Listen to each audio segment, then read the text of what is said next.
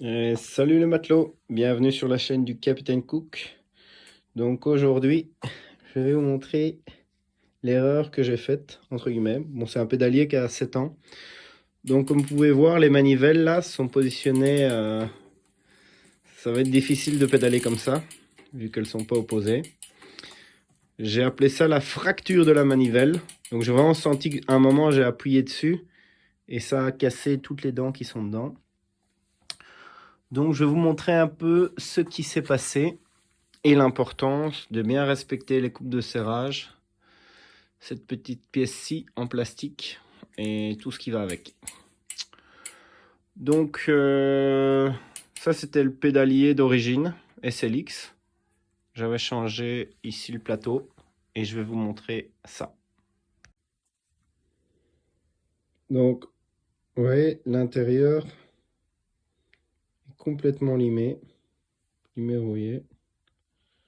Les dents là, ça, elles ont bien été marquées. On voit qu'il reste un tout petit peu de dents là sur la partie, sinon tout le reste a été limé. Et pareil ici, il reste plus rien.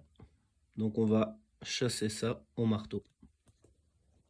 Donc voilà ce que je veux monter en XT. C'était quasiment le même prix. En 32 dents. J'étais sur un plateau de 30 avant. On va voir ce que ça donne. Donc voilà. Ici, tout beau, tout propre. On va légèrement graisser un petit peu ici. Et puis, on va monter ça. Ici, quand j'ai monté le tube aussi, j'ai fait une petite erreur. On va voir si ça va me prêter préjudice. Normalement à l'intérieur, il y a une petite partie plastique qui est censée protéger de la boue et de l'humidité. Mais en le montant, je l'ai cassé. Donc faites attention. Quand vous serrez, ça peut être problématique. Donc voilà, on va voir ce que ça donne. Ensuite, vous n'oubliez pas de remettre la chaîne dessus, sinon ça va poser problème. Avant de remettre la pédale. Donc voilà. Sinon, ça m'est déjà arrivé, on remonte tout et après, au final, ah ouais, la chaîne n'est pas bien mise. Donc voilà. Ensuite, graisser le filet, mâle, femelle. Ça va éviter que, hop, que les deux parties se soudent ensemble si c'est pas graissé. Et après, c'est très très chiant pour enlever les pédales. Et ensuite, pour visser, c'est très simple. Donc là, il est retourné. Vous le mettez contre. Et puis, vous faites le mouvement inverse. Ouais, la roue tourne pas là. Et ça va le visser automatiquement. Donc voilà, je fais comme ça. Là, je vois que j'arrive. Là, je fais buter. Et puis, je vais remettre un léger petit coup de clé. Mais vraiment très, très léger. Et ça suffira. On va remettre la suite. Donc pareil, je vais graisser un petit peu ici. Remonter la manivelle et l'autre pédale. Même chose avec le même mouvement. Et ça sera bientôt terminé. Bon, maintenant c'est vraiment la partie délicate. Donc là on va le positionner comme ceci. Et donc vous voyez, donc j'ai graissé un peu partout. On a ici un petit trou. Et c'est là qu'il faut bien respecter. Et ici sur la manivelle, on a, je ne sais pas si on voit bien, en passant le doigt, il y a une petite pique. Petite tige qui ressort. Je sais pas si on le voit bien là. Ouais, plus ou moins au milieu. Et donc c'est ça qu'on va devoir bien mettre et respecter. Donc je le positionne comme ceci. Hop. À une main c'est pas facile, mais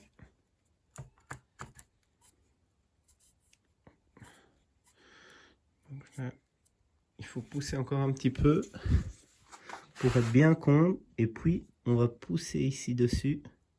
Quand il va bien tomber dedans, ça veut dire qu'on sera bien dedans.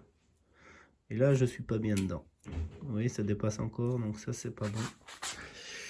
Il faut vraiment que ça retombe naturellement dedans.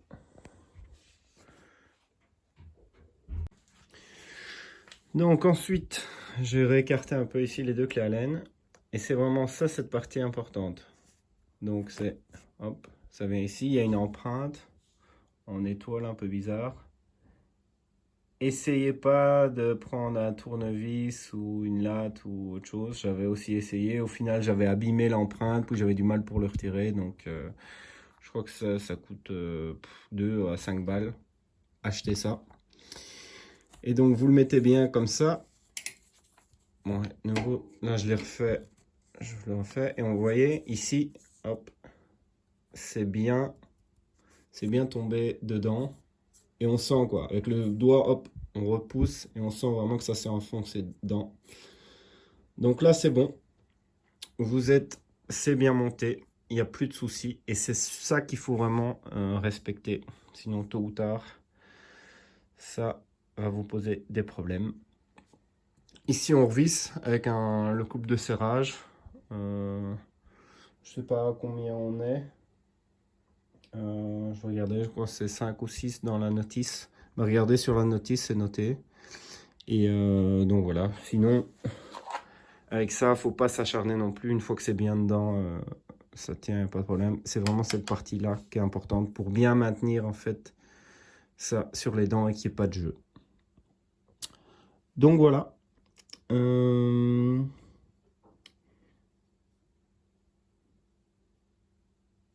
Ah bah non, voilà. C'est de 12 à 14 Newton-mètres.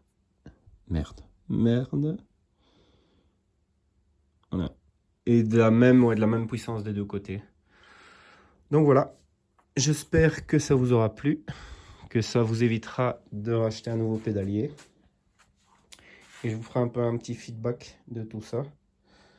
Likez, abonnez-vous. Et si vous aimez bien la bière, j'ai toujours la DS, une blanche à hibiscus qui est disponible. Donc voilà. Ciao, ciao les gars, à plus. Et je vais monter ma dernière pédale aussi que j'ai oublié. Et on fera un petit test. Ah ouais, dernière chose aussi, étant donné que je suis en 32, j'ai essayé. Je crois que ma chaîne n'est pas la bonne longueur. Donc du coup, prévoyez aussi de... Si vous changez de plateau comme ça, il me manquera quelques maillons. Donc c'est souvent l'effet cascade. On remplace un truc et il faut tout remplacer. Pour ceux qui se demandent aussi tous mes bacs de bière ici à l'arrière, ben, c'est mes essais de mes différentes bières qui sont là. Donc voilà. Allez, ciao ciao, à plus.